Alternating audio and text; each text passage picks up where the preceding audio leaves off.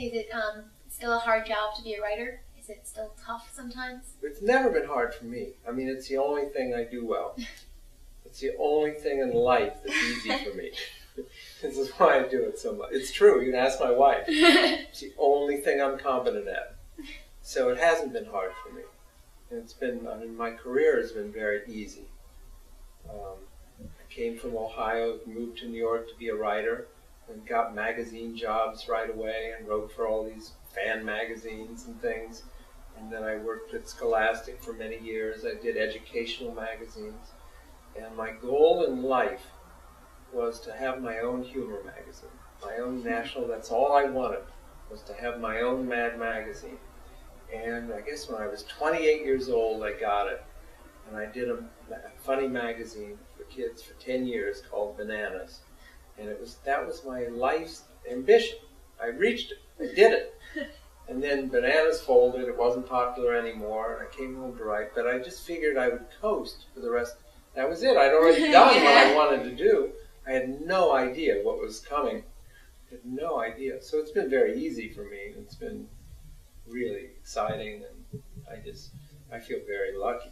Yeah, that's wonderful. Very lucky. So do you think that the success of your books is one of your greatest surprises?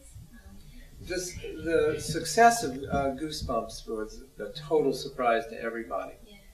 It was, you can't ever plan on having that kind of a success. Yeah. You know, I'm in the Guinness Book of World Records. You know, I'm the biggest selling children's author in history. To me, that's like amazing. Because, you know, I wrote for 20 years and nobody noticed. I wrote a long time and no one noticed at all. Yeah, well, I remember, like, when I was a kid, like, I remember there just being a lot of horror books for adults, but I don't, like, other than Goosebumps, I didn't remember, like, seeing any. I think that no was, one like, had done it. And that no one, like, realized that kids like to read stuff like that, too. I know, no one had tried it. In fact, they told me, I did Fear Street first. And when I started Fear Street, they said, well, you can't do horror as a series. No one is going to buy it.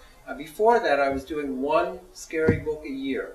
Scholastic I did the babysitter books and some other ones. And they said, well, you can't do more than that. No one would buy a series of scary books. And especially for 8 to 12-year-olds. Yeah. No one had ever written that stuff for 8 to 12-year-olds. It was the first one. And Agatha Christie, someone once asked Agatha Christie, why do you think your books are so popular? And she said, I just stumbled onto something people wanted to read. And I think that's what happened with me.